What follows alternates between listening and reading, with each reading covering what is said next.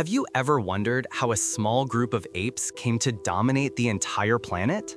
How did Homo sapiens, just one among many human species, rise to create civilizations, religions, nations, and even artificial intelligence? That's exactly what Yuval Noah Harari explores in his groundbreaking book, Sapiens, A Brief History of Humankind. In this video, we'll dive into the key ideas that explain how we became who we are, from ancient foragers to modern technologists. The cognitive revolution. Harari begins about 70,000 years ago when something extraordinary happened. Homo sapiens developed the ability to think abstractly and communicate complex ideas. Before that, humans were just another animal on the African savanna. But the cognitive revolution changed everything. Humans began telling stories, myths, legends, and beliefs that existed only in imagination. This allowed large groups of people to cooperate flexibly, something no other species could do. For example, chimpanzees can work in small groups, but humans can cooperate with millions of strangers, as long as they share common imagined realities like religion, money, or nations. Harari calls this the power of shared myths, and it's the secret behind every large-scale human society. The agricultural revolution. Around 12,000 years ago, humans transitioned from foraging to farming.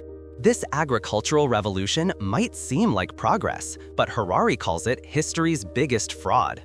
Why? Because while it allowed populations to explode, it also made life harder for individual humans.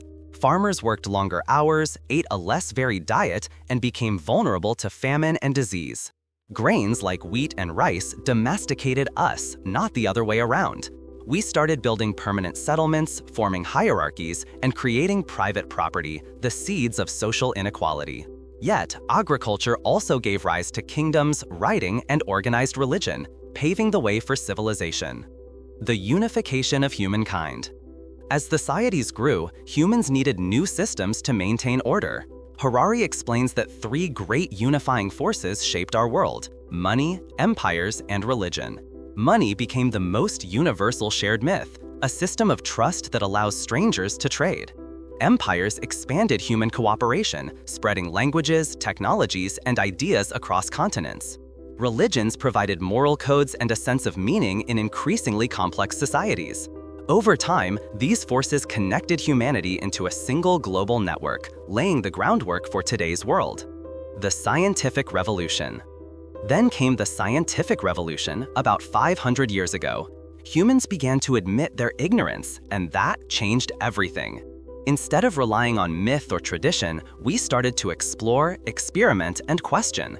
Science drove exploration, capitalism, and industry. Empires expanded further, powered by the belief in progress.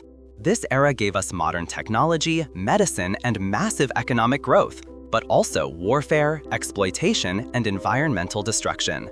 Harari argues that this revolution continues today, shaping our politics, economies, and even our sense of self. The future of sapiens. In the final chapters, Harari asks a haunting question. After all this progress, are we any happier? And more importantly, what will happen next? With biotechnology and artificial intelligence, humans may soon design new life forms, even upgrade themselves into gods. But as we gain the power to engineer life, we also risk losing what makes us human. The end. So that's Sapiens, a thrilling journey from primitive tribes to modern civilization. Harari reminds us that everything we believe, money, religion, nations, is a story we collectively agree to believe.